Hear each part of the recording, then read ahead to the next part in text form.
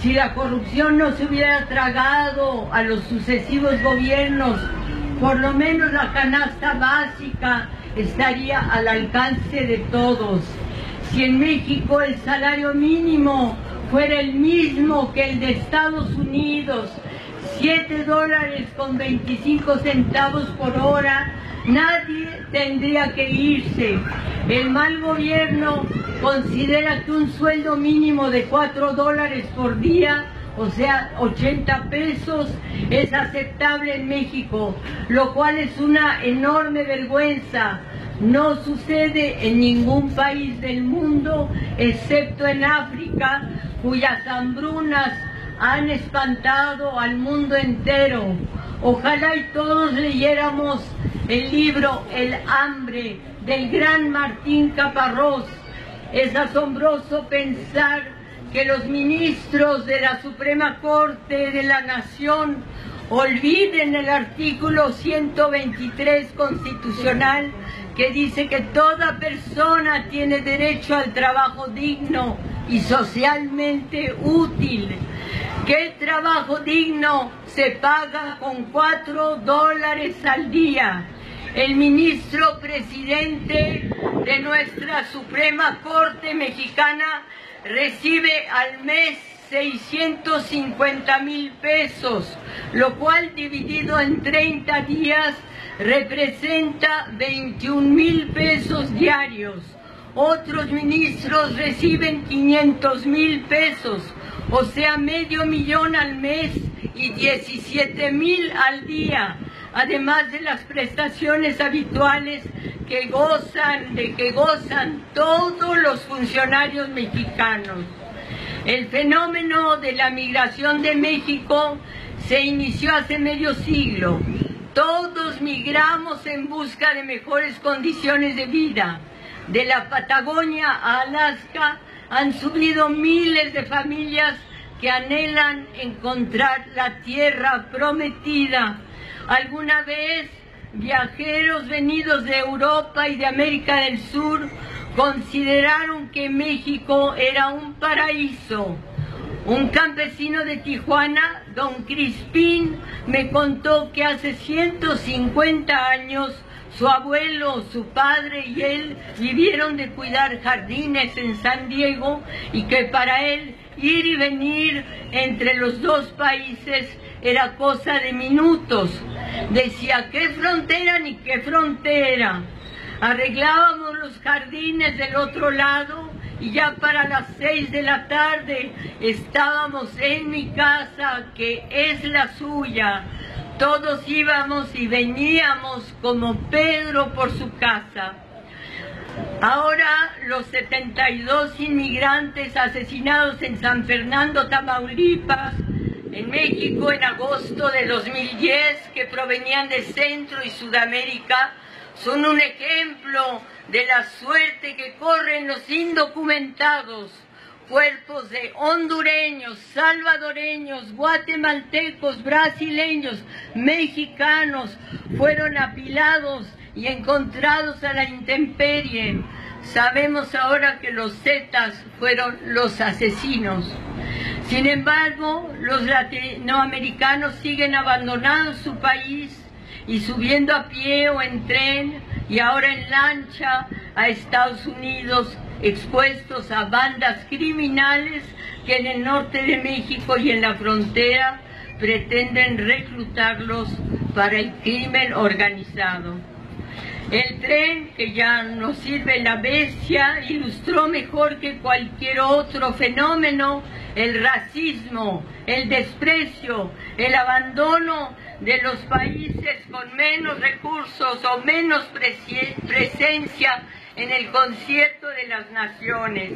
Ahora los migrantes, como lo dije, remontan en lancha el Usumacinta y atraviesan la selva lacandona para llegar a Tenosique, Tabasco. En Tenosique suben al tren para llegar a Coatzacoalcos y así alcanzar la frontera. Es inmensa la tragedia de quienes intentan llegar al paraíso de Estados Unidos. El padre Alejandro Solalinde ahora candidato al Premio Nobel de la Paz, dice que lo que más preocupa a nuestros sucesivos gobiernos no es la suerte de los migrantes, sino que las remesas dejen de entrar a México. Zacatecas, entre otros estados, vive íntegramente de las remesas de sus migrantes. Si cesaran todo el estado, uno de los más bellos de la República Mexicana, se paralizaría. Los inmigrantes están cada vez más capacitados para competir en la economía mundial porque son los primeros en luchar por salir adelante.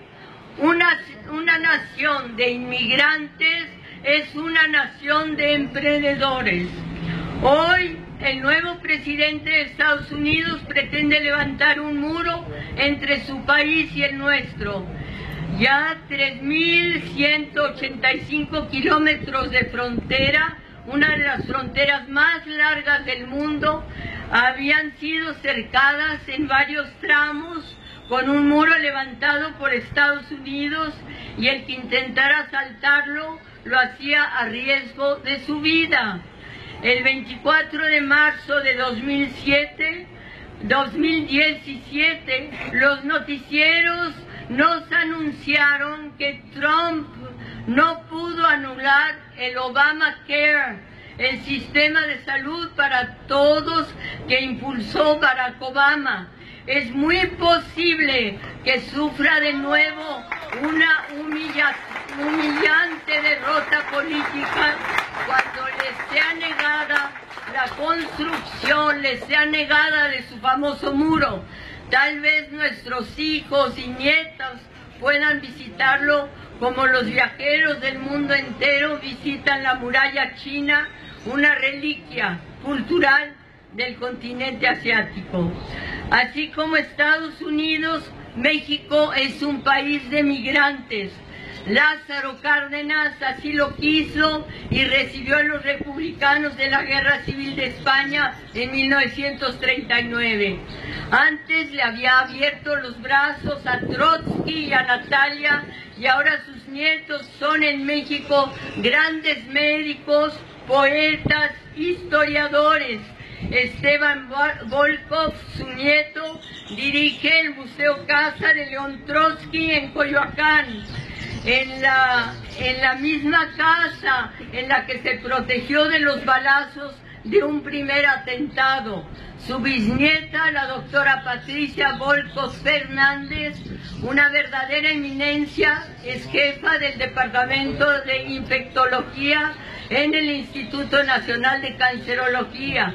Su hermana Verónica es una gran poeta, la que mejor ha escrito sobre Francisco Toledo. Lo mismo pasa con los hijos de Mariana Frank, Margit Frank y sus hermanos, que dieron a luz a médicos reconocidos, como lo es el ex jefe de salubridad, Julio Frank. Y así, muchos mexicanos tienen apellidos asiáticos, como el del doctor Kumate, y apellidos húngaros, como el de Frida Kahlo, franceses, irlandeses, checos, rumanos, hasta el de origen alemán de Enrique Grau Wichers, rector de nuestra máxima casa de estudios, la Universidad Nacional Autónoma de México, y el del actual director del Instituto Nacional de la Nutrición, el excelente médico David Kersenovich, hijo de Jacobo y Flora, oriundos de Europa Oriental. Si don Crispín se dolería al saber que ya no es bienvenido, para él jamás existió el miedo y la persecución en la frontera. Pero sus hijos y sus nietos y bisnietos saben cuál es el significado de la muerte, porque en 2012 hubo 777 muertos, 652 por insolación, persecuciones e incluso balazos de la Border Patrol, y en años sucesivos los mexicanos más pobres no solo han muerto a la mitad del río, sino que en 2015 fueron 240 y en 2016 319 por las mismas causas, aunque no se sabe exactamente cuándo murieron, porque entre ellos hay muchos desaparecidos.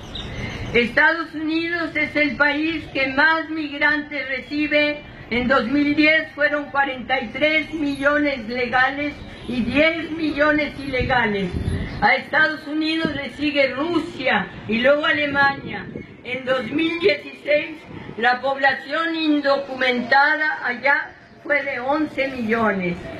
Finalmente, quisiera que los miles de mexicanos que repetimos desde hace, yo casi 16 años, es un honor estar con Obrador, seguiremos haciéndolo porque nada es tan importante en nuestro país como despertar las conciencias a través del amor, la educación, la salud y sobre todo a través de lo que propone el PEC, primero los pobres.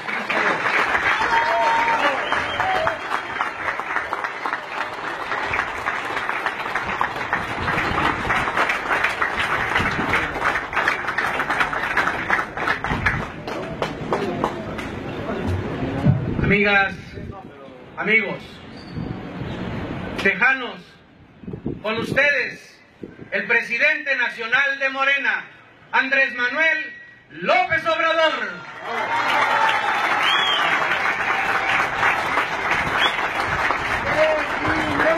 Amigas, amigos de Laredo y de condados, ciudades del estado de Texas.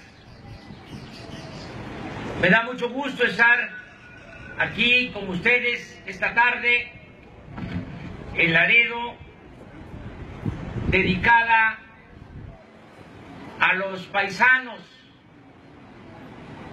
y a los migrantes del mundo.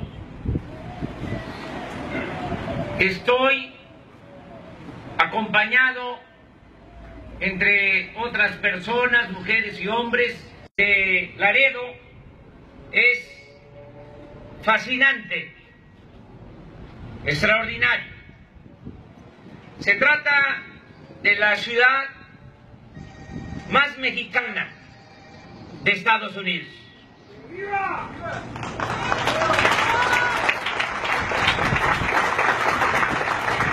Laredo, como ustedes saben, se fundó desde la época colonial. Es tan antigua esta ciudad como El Paso y como San Antonio.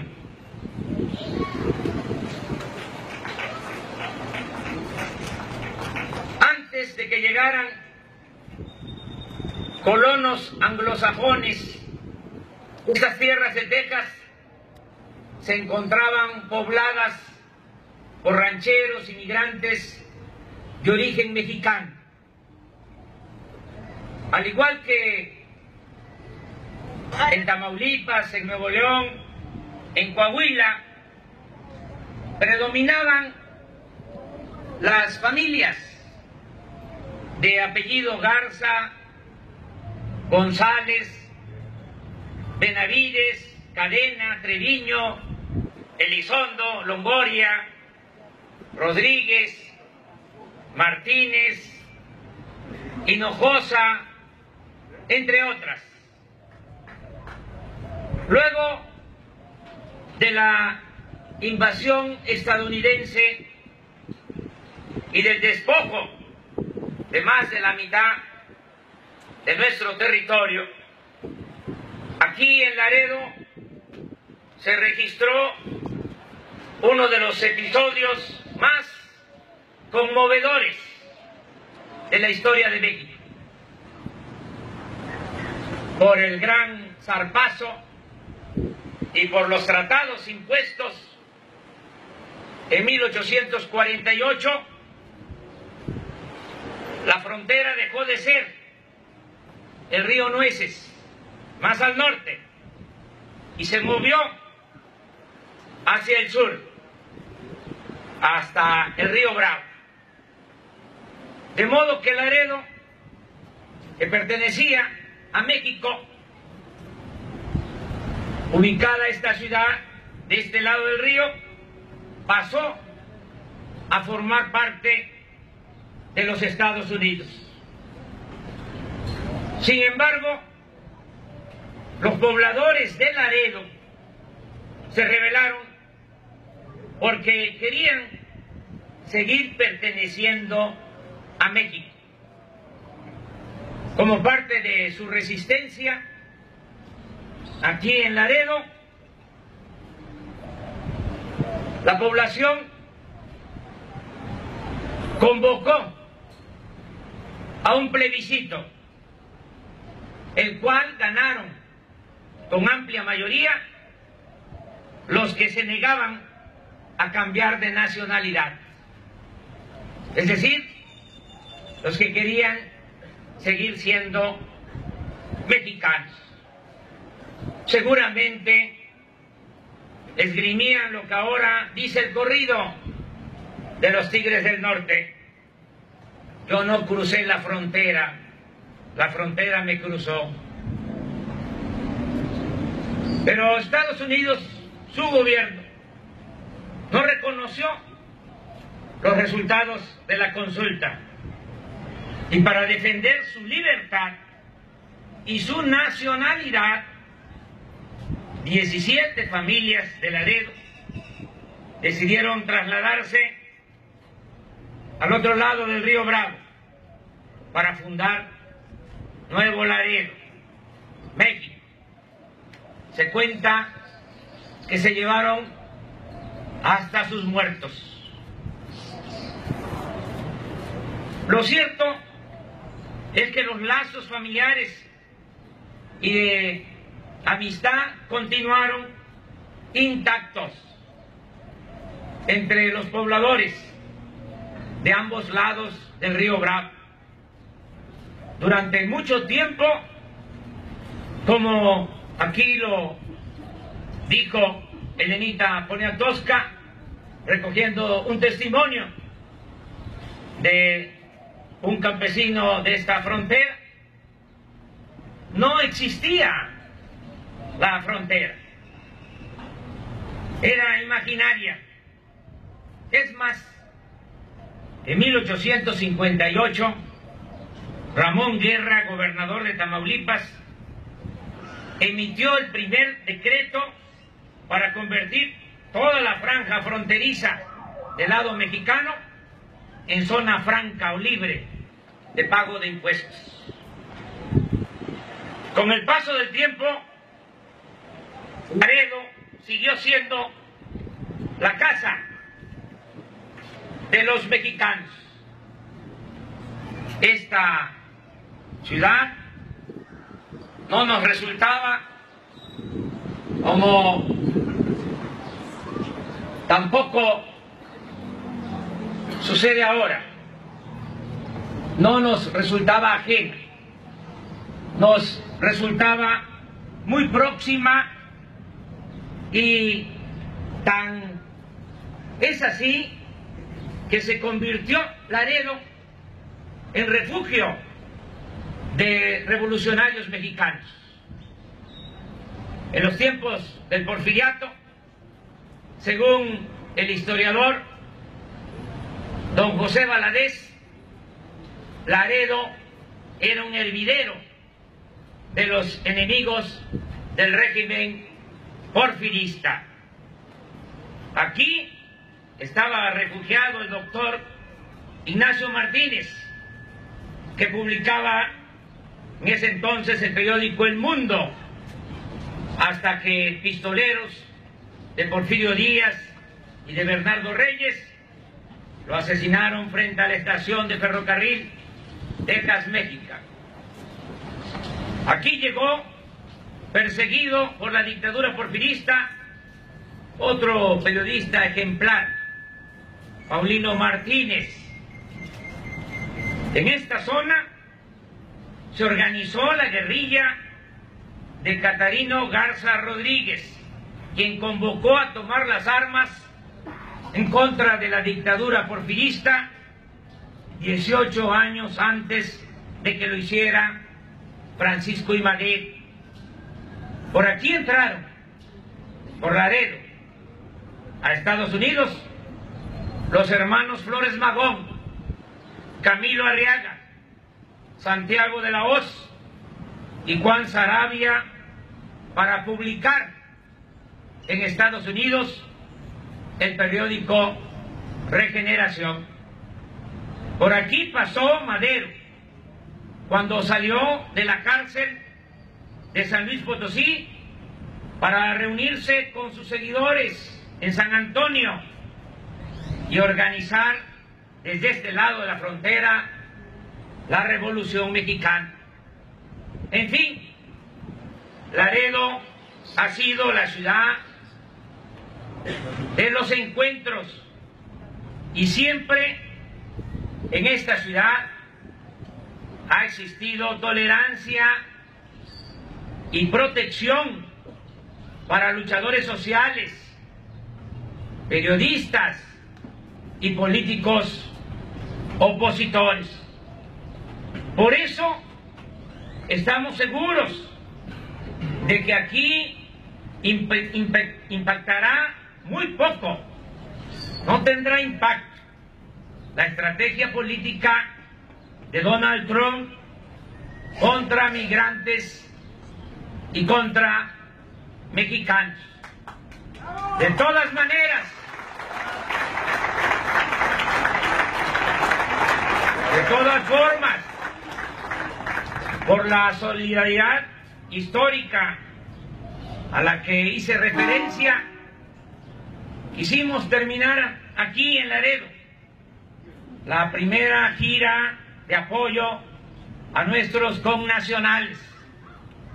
En 2 meses, repito, sin dejar de recorrer los pueblos de México, visitamos Los Ángeles, Chicago, El Paso, Phoenix, Nueva York, Washington, San Francisco y ahora estamos aquí con ustedes en Laredo.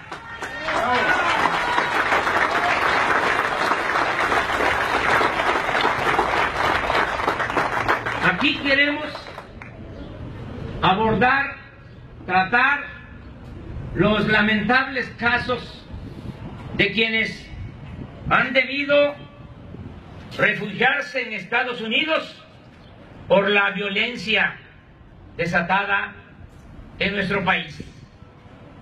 Se puede probar que desde hace 30 años, cuando comenzó a aplicarse la llamada política neoliberal, que no es más que neoporfirismo, léase o entiéndase privatizaciones, abandono del campo, estancamiento económico, desempleo, desatención a los jóvenes, aumento de la desigualdad social y predominio de la corrupción. Por todo eso se originó la actual crisis de inseguridad y de violencia. Esta política, que se caracteriza por el saqueo y el pillaje, solo ha dejado 3 alternativas a millones de mexicanos: sobrevivir en la economía informal, emigrar a Estados Unidos o tomar el camino de las conductas antisociales. La mayoría de los mexicanos, y esto debe de reconocerse que es un gran mérito, la mayoría de los mexicanos ha optado por buscar un medio de vida honesto con esta decisión de emigrar. Pero también hay que decir que fueron cientos de miles, sobre todo jóvenes, los que no tuvieron más alternativa que ingresar a alguna de las modalidades de la criminalidad.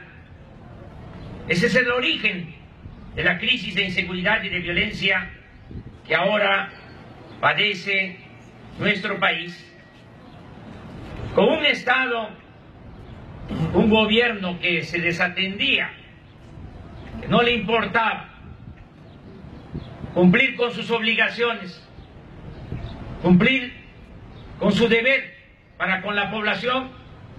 Los grupos criminales tomaron el control de grandes zonas del territorio nacional, adquirieron un enorme poder económico y llevaron el terror, la extorsión y la muerte.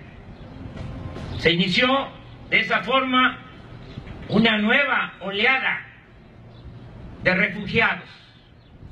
Ya no solo se exiliaron en Estados Unidos los que buscaban mitigar el hambre y la pobreza, sino también las víctimas del miedo y del terror. En el norte del país, pueblos enteros se vaciaron de habitantes ante el desamparo total frente a la delincuencia. Muchos han tenido que huir porque no tuvieron otra forma de negarse a ser reclutados por los carteles. Otros se vieron obligados a escapar después de perder a uno o varios miembros de la familia por la violencia delictiva. En diversos estados, el simple hecho de presentar una denuncia o de enemistarse con un delincuente son motivos suficientes para tener que abandonar el sitio de residencia. El número de refugiados por inseguridad ha crecido como nunca en la historia durante estos últimos 30 años, durante el llamado periodo neoliberal. No es fácil encontrar cifras confiables porque las autoridades son renuentes a abordar el asunto de los desplazados y porque en muchos casos estos no denuncian su situación por temor a represalias. La Comisión Nacional de Derechos Humanos dijo, por mencionar algunos datos, en mayo del año pasado tenía registros de 35.344 casos, de los que el 60% correspondían a Tamaulipas. La encuesta nacional de dinámica demográfica afirmó que entre 2009 y 2014 al menos 236.800 personas huyeron de sus hogares debido a la amenaza de la inseguridad. Laura Rubio, investigadora del ITAM, ha dicho que hay al menos 281.000 habitantes perseguidos en esa situación de refugiados. Según un informe de la Coalición Pro Defensa de Migrantes, entre 2013 y 2016, el refugio Madre Asunta en Tijuana recibió a 1.106 mujeres que trataban de conseguir asilo en Estados Unidos porque sus vidas peligraban en sus lugares de origen o de residencia en México. Un estudio de la Universidad de Siracusa, Nueva York, afirma que entre 2005 y 2010 las autoridades estadounidenses recibieron unas 2.400 peticiones de asilo de mexicanos y que en el quinquenio siguiente, 2011-2016, el número de esas peticiones aumentó a 12.000. Pero solo es una pequeña parte No son todos los que se refugian en este país por la violencia y la inseguridad que padecemos en México. Son pocos los que acuden a pedir asilo formal, de modo que el número total es, sin duda, mucho más grande. En fin, es evidente que la declaración de guerra de Felipe Calderón a la delincuencia y su decisión absurda y criminal de recurrir al uso indiscriminado de la fuerza militar, en vez de resolver el problema, lo empeoró. Esto debe ya de quedar completamente claro. Con esa estrategia no se resolvió nada.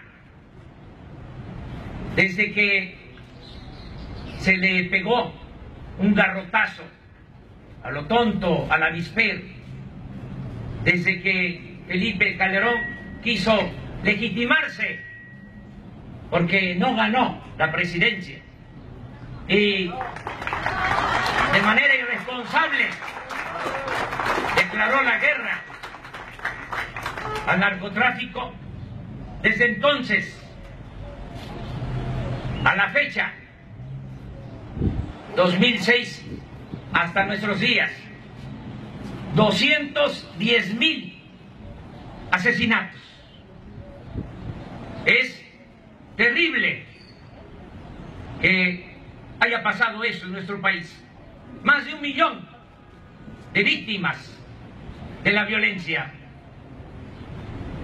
Y lo que más indigna, paisanas, paisanos, es que los gobiernos corruptos, neoliberales y las élites del poder ni siquiera aceptan que la pobreza y la falta de oportunidades de empleo y bienestar originaron el presente estallido de odio y de resentimiento.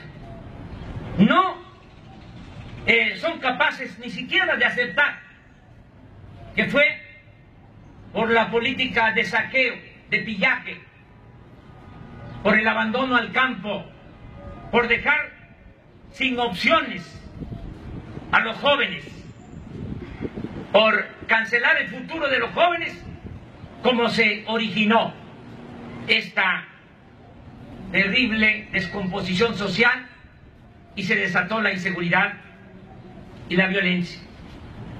Como es obvio, tampoco les importa atender las causas del problema. No, quieren cambiar la política económica. Es increíble que, a pesar del sufrimiento del pueblo, de que están destruyendo al país, insisten en mantener la misma política antipopular, entreguista. Quieren sostener, a como dé lugar, el régimen de corrupción. Parece que no tienen llenadera, no quieren dejar de robar. No aceptan que ha sido por eso que se desató la inseguridad y la violencia en nuestro país. Es como una especie de enajenación autoritaria. Pretenden resolver el problema o simulan que van a resolver el problema solo con medidas coercitivas, enfrentando la violencia con la violencia, como si el fuego se pudiese apagar con el fuego, y con la absurda pretensión, absurda, inhumana pretensión de corregir el mal sin hacer el bien. Por eso nosotros sostenemos desde hace mucho tiempo que la solución al problema de la violencia y la inseguridad que padece nuestro país debe construirse sobre dos ejes. Primero, antes que nada, enfrentar el principal problema de México, la corrupción. Tenemos que acabar con la corrupción de arriba para abajo. Limpiar de corrupción al gobierno. ¡Vamos con todo! Y lo segundo, el cumplimiento efectivo de los derechos constitucionales, del derecho al trabajo, del derecho a un salario justo, del derecho a la educación, a la salud, a la vivienda, al deporte y a la cultura. ¡Bravo! Ese es el camino. Si el gobierno sigue apostando a la fuerza, en vez de erradicar la violencia, va a seguir multiplicándola. Esto lo debemos de tener muy claro. Hay que enfrentar la decadencia con una verdadera transformación. No hay ya otra salida. Tenemos que cambiar al régimen corrupto para lograr el renacimiento de México. Y ese es el propósito de nuestra lucha. En lugar de destinar presupuestos cada vez mayores a la compra de armamento, debemos destinar seguro y pacífico. Solo así podremos restaurar el Estado de Derecho en todo el territorio nacional. Aquí en Laredo quiero decir a ustedes y a todos los mexicanos y a los migrantes que así como es justo y necesario garantizar en nuestro país el derecho al trabajo, el derecho al bienestar, también debemos ofrecer la posibilidad de retorno a quienes han debido escapar de la confrontación armada, la ilegalidad y la delincuencia. Vamos, y ese es nuestro ideal, nuestro sueño, que se va a convertir pronto, muy pronto, en realidad.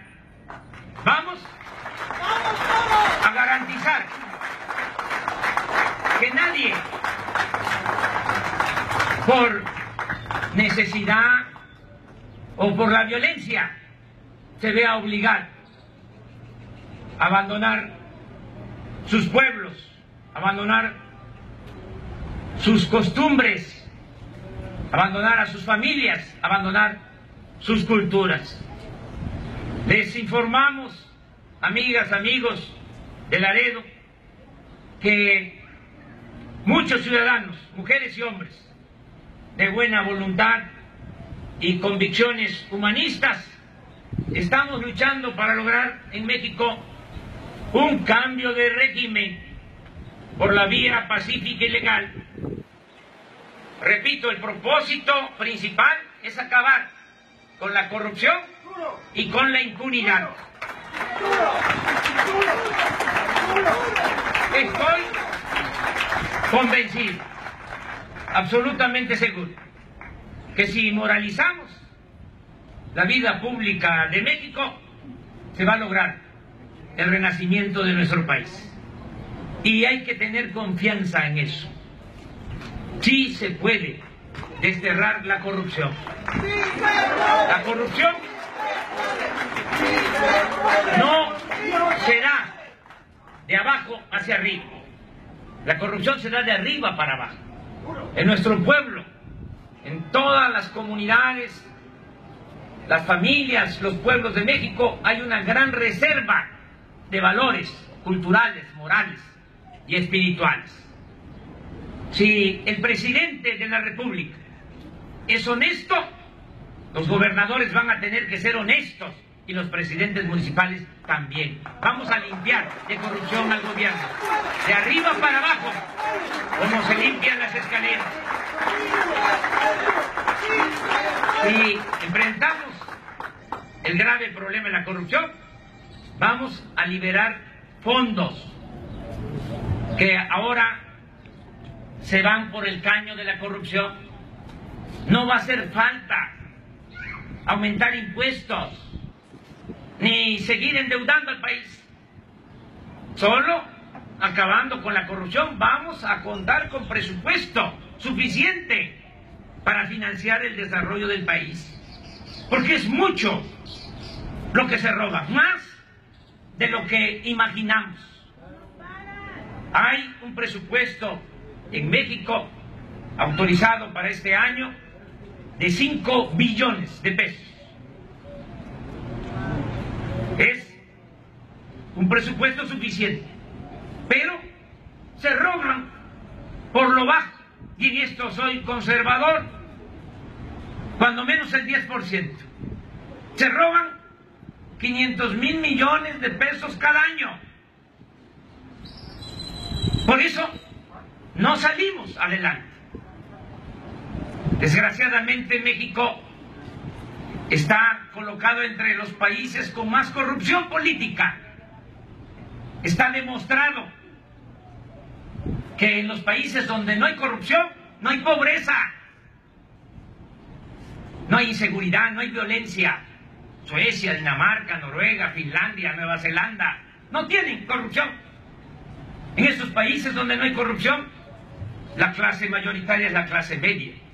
Nuestro país, desgraciadamente por la corrupción, la clase mayoritaria es la clase pobre. Por eso no tenemos ninguna duda de que si cortamos de tajo con la corrupción, se va a lograr el renacimiento de nuestro país.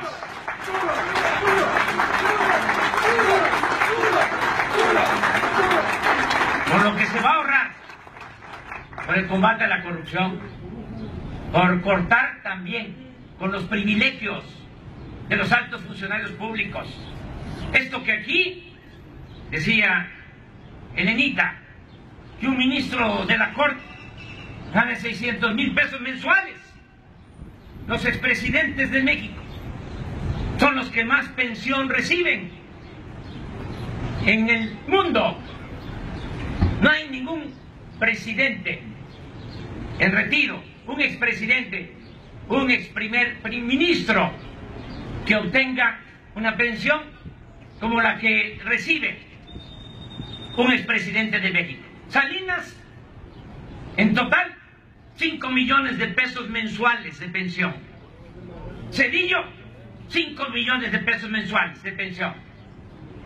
Fox, 5 millones de pesos mensuales de pensión. Calderón, 5 millones de pesos mensuales de pensión.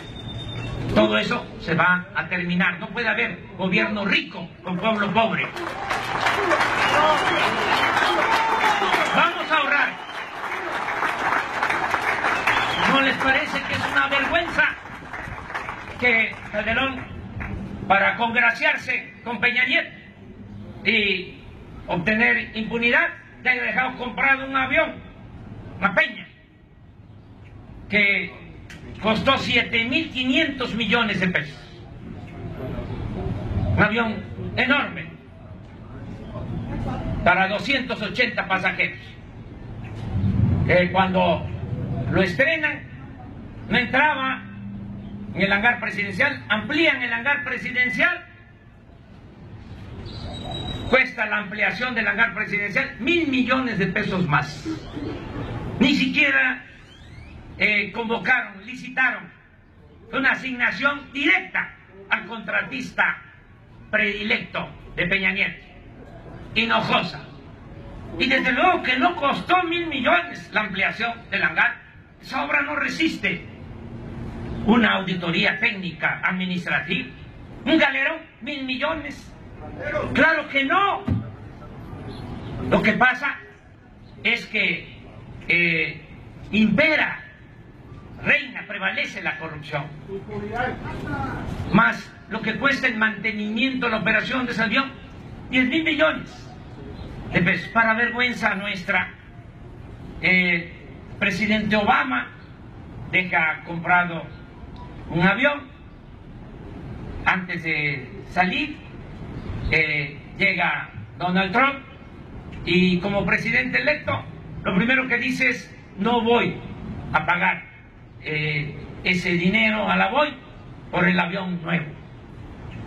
Aquí se rechaza el tener un avión de lujo y nuestros políticos corruptos, pequeños faraones acomplejados, sí, utilizan aviones de lujo. Eso es lo que se va a corregir. Este es el cambio. Y así, sin corrupción, con austeridad republicana. Qué bien que estamos aquí en esta plaza donde está un dirigente de México extraordinario, Ignacio Zaragoza, que fue el defensor de nuestra nación en la época de la invasión francesa.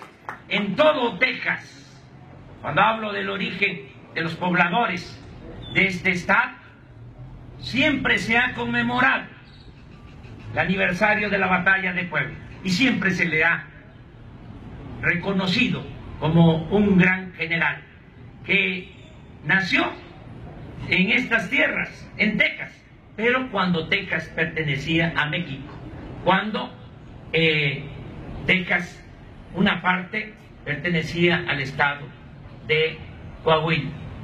Estos fueron héroes austeros, muchos generales que lucharon por la libertad, por la independencia de México, surcían sus uniformes, porque eran gente honesta y austera los que acompañaron a ese gran presidente, el mejor que ha habido en la historia de nuestro país, Benito Juárez García, en su lucha por la libertad y por la auténtica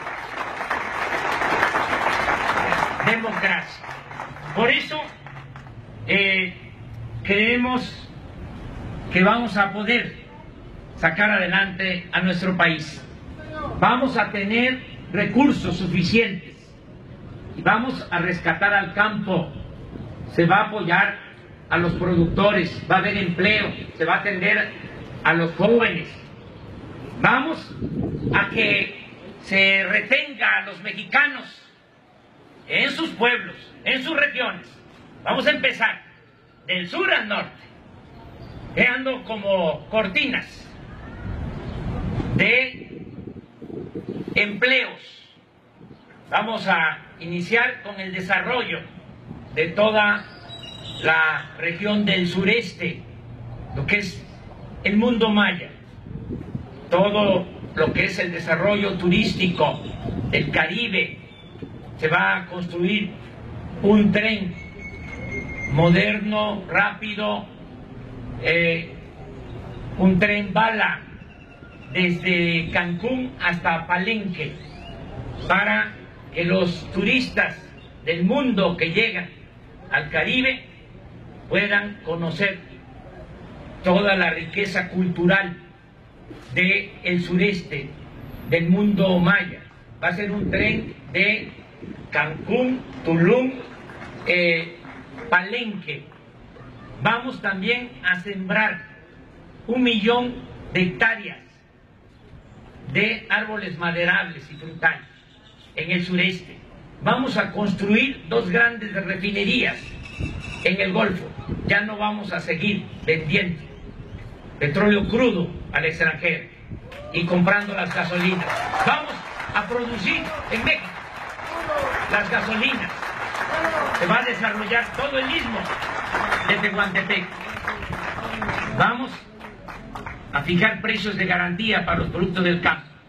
Y como lo hizo un gobernador, como lo explicaba, allá en 1858, en esta frontera se va a declarar en los 3.000 kilómetros de frontera, con cuando menos 20 kilómetros de ancho, tierra adentro, desde la línea divisoria, en territorio mexicano, vamos a crear toda una franja, una zona libre, franca. Vamos en toda la frontera del lado mexicano a bajar el impuesto sobre la renta. Se va a cobrar nada más el 20% y va a bajar el IVA. En vez del 16% se va a cobrar solo 8%.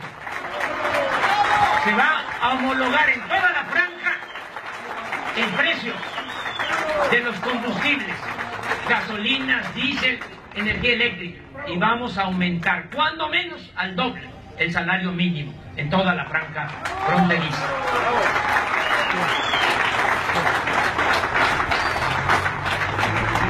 Mientras tanto, mientras llega ese cambio, esa transformación, no dejaremos solos en este tiempo a nuestros paisanos y a los migrantes del mundo.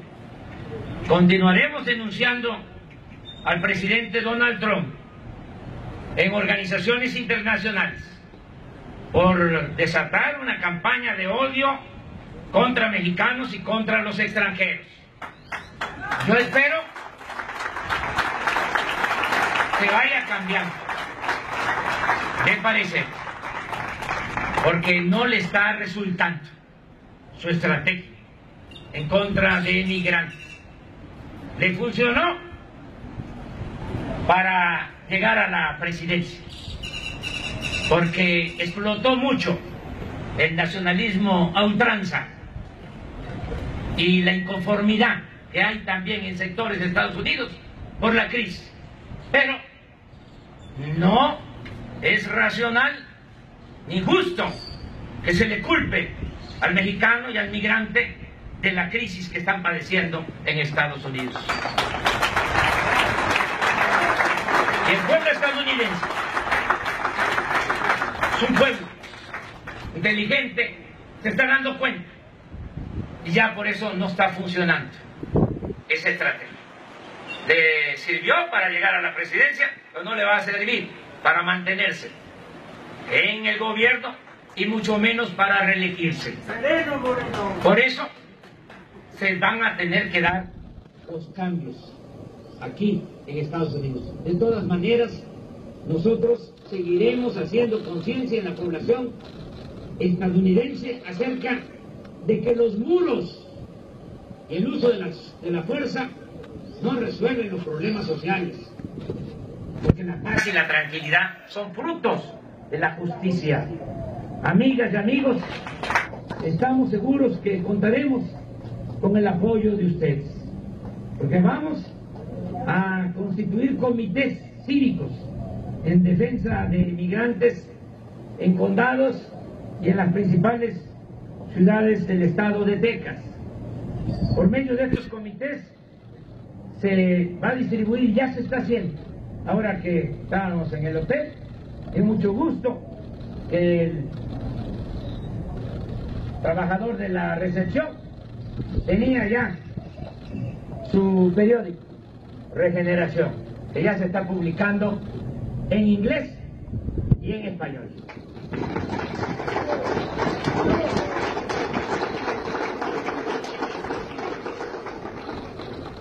Todos los trabajos de organización, difusión, defensa de migrantes están siendo coordinados por Héctor Garza, por Rodolfo González, por los integrantes del Comité Estatal y de los comités municipales de Morena en Tamaulipas. También nos están ayudando en este trabajo. Diputados federales, los menciono: Ángel de la Piedra está aquí con nosotros, Roberto Cañero, Alfredo Bazul, diputados federales. Aprovecho para informarles, porque todavía hay mucho control de los medios de información, aunque ya hay más libertades y los medios están más cerca de la sociedad y más distantes del poder. De todas maneras, hay muchas cosas que no se saben. Aprovecho para decirles aquí en Laredo que ahora que aumentaron el precio de las gasolinas en México, por el negocio que tienen los de la mafia, el poder de comprar la gasolina y venderla en el país a precios elevados, los únicos que votaron en contra del aumento en el precio de las gasolinas fueron los diputados de Morena. Esto es para mí un orgullo decir. La de construir el muro y la que consideramos más dañina, más injusta, la de perseguir migrantes en Estados Unidos. Le vamos a dar seguimiento a esas denuncias. Termino. Me extendí, pero tenía ganas de expresarles todas estas cosas. Termino agradeciéndoles a ustedes por su presencia. Sin ustedes no haríamos mucho. Lo decía muy bien el presidente Juárez. Con el pueblo todo, sin el pueblo nada. Muchas gracias por estar aquí. Muchas gracias a los organizadores de esta asamblea informativa, a los empresarios de Laredo y de Nuevo Laredo que nos ayudaron en la organización de este acto. Muchas gracias a los dirigentes de la Organización de Defensa de Migrantes que están aquí con nosotros. Vinieron de otros estados de la Unión Americana. Muchas gracias a ellos por su apoyo, por su respaldo. Como decía el poeta José Martí, amor con amor se paga. Siempre vamos a saber corresponder a quienes defienden al pueblo, defienden a México. Termino estas palabras comentándoles que es para mí un motivo de orgullo que, como lo dije al principio, nos acompañe Elena Poniatowska.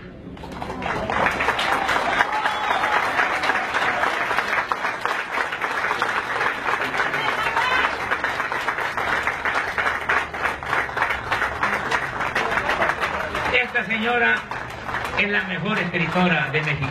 Es un orgullo.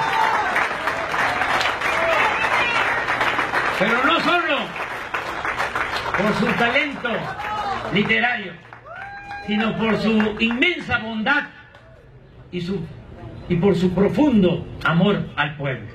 Elenita es puro corazón.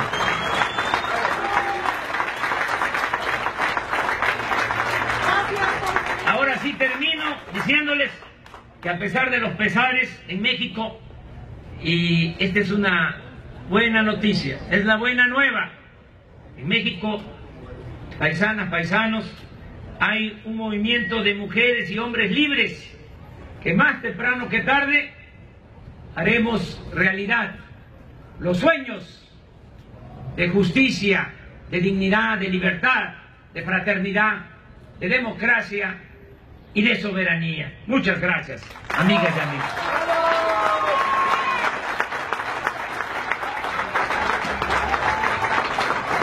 Solo, si nos permiten,